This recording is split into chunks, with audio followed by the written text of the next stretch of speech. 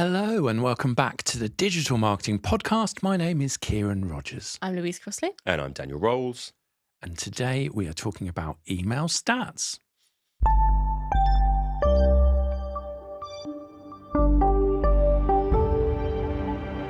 So we've got some latest email data, and there are some new guidelines that have just come out from Google if you're sending lots of emails. So we'll touch onto that in a minute, but I was really fascinated by this because I asked Louise to go off and find us some latest email stats. And the one that everyone always used to refer to were the MailChimp ones, but they haven't been updated since like 2019. Mm. Right, so back looking at those stats, the average open rates were about 22%, if I remember rightly, and then click-through rates were about 2.5%. Okay, so that was always the benchmark. Everyone would go 22, 2.5, that's what you want to try and beat. They have changed. And I looked at it and went, wow, the open rates have all gone up massively, forgetting what I tell everyone all the time, which is what you told me, Kieran, which is this is because of the whole Apple email change. So let's just scoot people back for this. It used to be your email service provider sends out an email, it hides a little 1 pixel image in there, and then you know the email's been opened because the 1 pixel image loads. Gets requested. And it gets requested, and basically you know that that's loaded up, and therefore you knew the IP address of where they were, you knew their location as well. And Apple said, wait a minute, you didn't really opt in for that. We're going to block it. But counterintuitively, that's not going to push your open rates down. It's going to push them up because we're going to cache it. We're going to load it for everyone, even if they haven't opened your emails. So looking at the numbers I've got in front of me now, these are from Constant Contact. We'll put the link into the show notes, targetinternet.com/podcast. The average open rate now has gone from that 22% to 36.48%, so 36.5%. And that's across all industries. I'll break it down by the industries in a moment. Click-through rates have gone down to 1.4% on average across all industries, which is a lot lower as well. So what that's telling us is that one, open rate, we need to re-benchmark. We need to look at where it is now because it's kind of changed. But click-through rates seem to have gone down. Now, I was looking through these. My first scan did amuse me because the first thing I saw, one of the highest ones was childcare services. I thought, wow, 45% open rate. And then I thought, actually, if you're getting an email about childcare, you should probably open the email just in case, you know. But if you kind of go through, it does vary from financial services being down at 30%, up to a load of other industries that are kind of pushing up from there as well. So the reality is that it's quite noticeable how much click-through rates have gone down. And we're having to rely on click-through rates an awful lot more now than we did before, because obviously we feel that open rates aren't as kind of accurate as they were, although they were never accurate. Because the reality was, if your images were blocked, you never knew if those emails were being opened in the first place anyway. And if you open that email for 1 second, that image got loaded and then someone deleted the email, it still showed as an open rate. Can we just go back to, you were saying how that now just loads for everyone, regardless of whether you open the email or not. Yep. So how come, would the open rate not then be 100%? How is it No, still because that's posted? it's across Apple devices. Right. So obviously not everyone's using an Apple device, and it's not for everyone because you could opt in and out of this thing as well. So it's just skewed the data. And it affects lots of different email addresses, not just Apple email addresses. It's on the Apple device. I can load my Gmail into my Apple, and then if I'm using that Apple email client to read the email, then Apple's service will be caching the did they open the email cookie and telling the marketers, yes, they did. And perhaps we haven't. I mean, maybe we did, but you just don't know. What was interesting, they've got bounce rates in here, and bounce rates used to be like 1% was kind of averages. It's now 10.4%. So the reality is a lot of more emails not getting through in the first place. Now, I just want to caveat this. This doesn't mean that you shouldn't be looking at email. Quite the opposite. If the average click-through rate is 1.4%, and in a lot of cases it's well above that, depending on the particular topic, so if I go here and go family and social services, 2%. If I go home and building, 1.3%. Legal services, 1.6%, etc. That doesn't sound amazing, but the reality is the average response rates for social media are way lower than 1%, like 0.1% in an awful lot of cases. Yet we have got programmed by the algorithms to keep creating content for social media. But actually, we could probably be doing a lot more with email to some extent. Email, I've argued this for a long time. Email is a social channel. If you get it right. Stop viewing it as something separate. Yeah, right. Okay. It should be two-way communication, just like social. But you own email. You don't own your social channels. And the algorithms that do control the email stratosphere are a lot more generous than the algorithms that control who gets to see what on social. For a long time now, social media platforms have just been spam engines. Like they put all sorts of things in front of me that I never signed up for or even wanted, especially if people are prepared to pay for it. You don't really have that with email, and so people prefer it as a channel. Plus also, you get these amazing stats. Like you look in any of the stat roundups this time of year that come out that show you how much people spend the time on internet and how much they spend on social media. It's insignificant compared to how much time we spend reading our email. It just is. Yeah. So it's just a better There are some demographic channel. differences. Yeah, there are, but it's just overall, it's just a very, very effective channel. And if you haven't woken up to that yet, you are missing a really good party. Yeah, I think the thing is as well that it is about doing it in the right way. The difference between doing a great email and doing a really spammy email, well, there'll be a huge difference in response rates. But if you make it a two-way channel. Same as with social media, right? What we're looking to do is to give people things that they're going to engage with, not spam the hell out of them. This is about what people want, not what you want to, do things for people, not to them. That's the golden rule. And no one likes their emails being spammed. So if I'm signing up to someone's newsletter, it's because I'm already super interested in what you've got to say. This is it. The quality of the people you're actually speaking to are really high. Yeah, you can tell this as well, because if you look at the stats coming into your analytics and you look at dwell time, for example, a visit from social media versus a visit from email, that visit from email is invariably 4 or 5 times longer because they've come in from an email they already wanted to click on something they're interested in, as opposed to social media. I've maybe come across it, I click on it and I'm like, maybe this isn't for me. So generally speaking, you're going to have a better quality of visitor that comes through to the website from that point of view, because you're getting them at a different interest stage anyway. One of the brands I've been working with we've started doing monthly competitions to win a prize worth £500 or more. We tried it with a third-party competition, and we ended up getting 5,000 emails back of people that have opted in to receive our emails. It was like a joint collaborative thing. And we were really surprised at how that worked. Because 5,000 people, in web terms, that's quite a small number of people, right? But actually, what we've seen is that our overall traffic has gone up significantly. And not necessarily, initially it's all new traffic. And then it says, and each time we do this, each time we add to this, we're adding to the number of people that we're regularly engaging with. Right. It's so easy on social media to 5-minute wander, oh, that's interesting, but I that's it. It passes and I move on to other stuff. Whereas if we've got good email communications and if the emails are great, in a really great email program, I should be thinking, oh, what are they going to send me next? It can't just be discounts. It's got to be, and this is one of the really important things that I've learned with content marketing. Great pieces of content that are super useful, super helpful, super educational. They almost act exactly the same way like a free gift with product would. We could do a free hair grip or something for this hair brand that I work with, and that would do phenomenally well. But we could do a really great guide to doing more with the hair that you've got, and that would do phenomenally well. And it's when you get that engagement, it's great.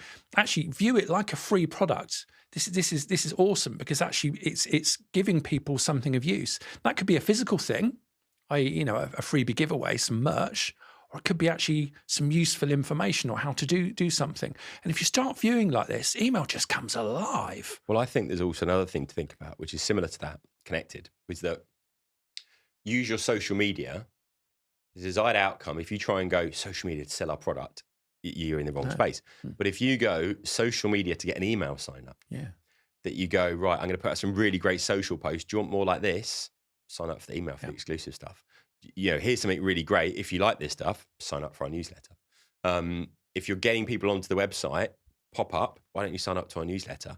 Because then you've kind of got people that have really got an active interest, and then you can start driving those people through to be in front of the right content and so on as well. We can see within our HubSpot, so you can see how many people have opened the email, and then you can compare them side by side, and we can see out of those people, how many have just glanced at it and how many have actually spent time reading the email. And if we know 70% of people are reading our emails properly, how do you then entice them to go further? That's it. And it's just making sure that you're making that joined up thinking between your channels and actually saying the desired outcome isn't always getting you to try and get onto a product page. Very often it's just getting you to come and speak to us a bit more. And Nurture that relationship. that's been the learning. Like when we do what we term commercial emails, which is like buy our stuff, they bomb. People aren't really that fussed. Like, but you do a great piece of engaging content. Not only do they go and consume that content, magically, they also start buying your stuff.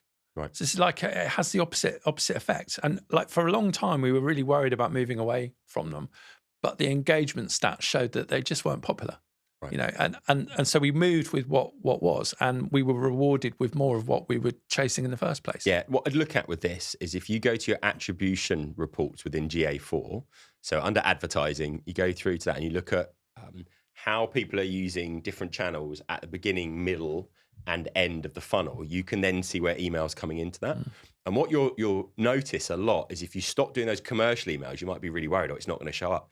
But what you'll end up seeing is that your email newsletters are at the beginning and the middle of the funnel. So those engaged users are the people that are ending up going up and buying afterwards as well. So there's a good opportunity with that audience. You just don't tend to see that correlation with social channels. No. That's why all the data says it's just, it's a great channel. Yeah. And I think if I look at our social, and I've said this before, if I look at our social, I reckon I could can all of our social except for LinkedIn, and it would make absolutely no difference whatsoever, probably from a business perspective. There might be a bit of brand awareness we lose. I mean, we'll still do it from a branding point of view and a testing point of view. LinkedIn still works great for us because we're B2B. Most of the other platforms have died a death for us in terms of this. So it's worth really kind of being honest with yourself. What's working, what's not. Okay. Either do something to make it work better, do something different, or think where else could I be focusing my efforts. So here's the thing, open invitation from us. If you're a brand and you've got social seriously working for you, we would love to hear from you. If you're a B2B brand and you've got social and it's cooking with gas, we would love to talk with you. Come on the show, or at least just talk to us about your experience. Because I think, part of me questions like, are we missing something?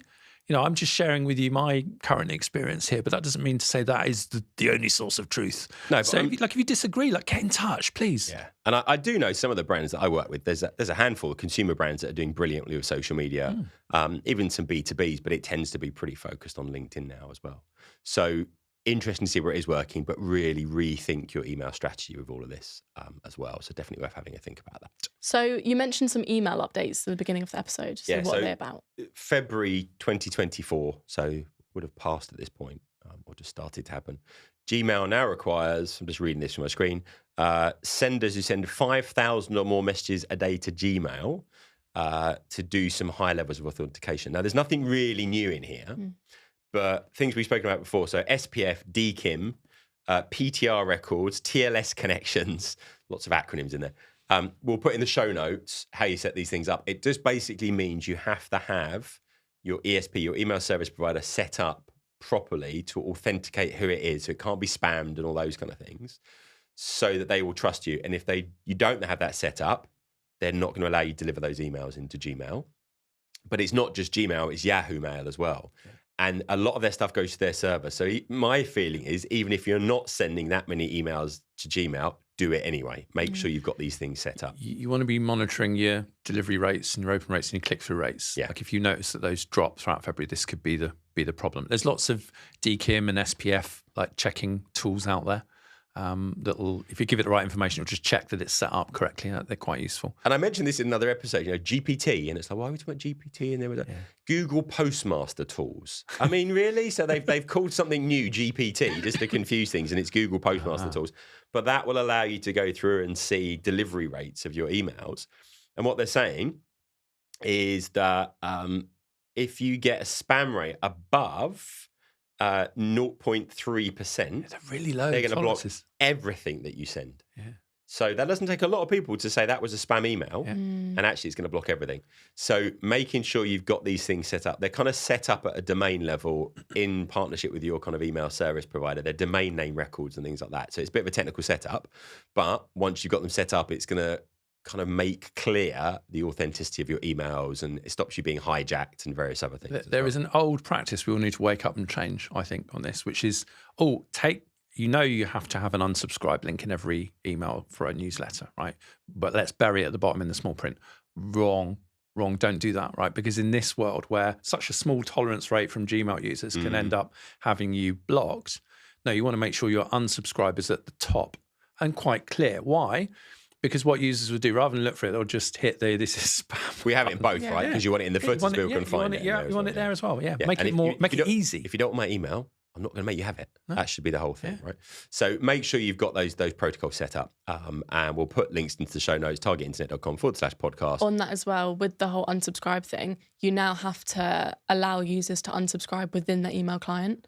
So you can't go off to a separate landing page where people can customize their preferences. Multiple click, exactly. And Yeah, I so believe single click unsubscribe. They've specified a time period. Like you can't have a 48-hour window. Right. On an unsubscribe. That's not acceptable. It has to be, with immediate. Which means you need joined up systems and data to make it. So all the decent email service providers will allow you to do that, but even some of them were a bit more two-clicky than one-clicky, so they're having to move very much strongly now to a one-click unsubscribe. So really there's a lot of IT teams that's going to cause a real headache for, because they manage this internally, and it's no, it has to go through this system and it has to do this. Yes, it needs to be joined up now. Corporate. Which is a burning platform. It's great. I think it's yeah. forcing people's hands to do something they should have been doing 15 years ago. So, it's good to see. So, we will put all of those stats into the show notes, targetinternet.com/podcast. And the other thing, a little bit of a promotion as well. Competitors.app is a tool we've mentioned quite a few times before. They allow you to monitor what your competitors change in the website, what they change in their social media, but also you can subscribe to your competitors' emails anonymously through the platform. We have got a 50% discount for you for the first 3 months. If you sign up, it's already low cost anyway, but if you sign up, the first 3 months will be 50% off. So if you go through to the show notes and use this coupon code TARGETINTERNET, it will get you 50% off for the first 3 months. So targetinternet.com/podcast, you will find it in there in the show notes, and have a little play around with that. And it's super useful for monitoring what your competitors are doing in their emails, their social media, and so on. Even because you can see when they've changed little parts of their website, and then it's well, why are they doing that? Yeah, you can go and see what new articles they've written, all that kind of stuff. It is absolutely brilliant. So we're doing a bit more of a feature on it another time. But just come through to the show notes and grab that if you want to as well. Thank you for listening to the Digital Marketing Podcast. Please subscribe for more videos like this, and visit targetinternet.com for more free digital marketing resources.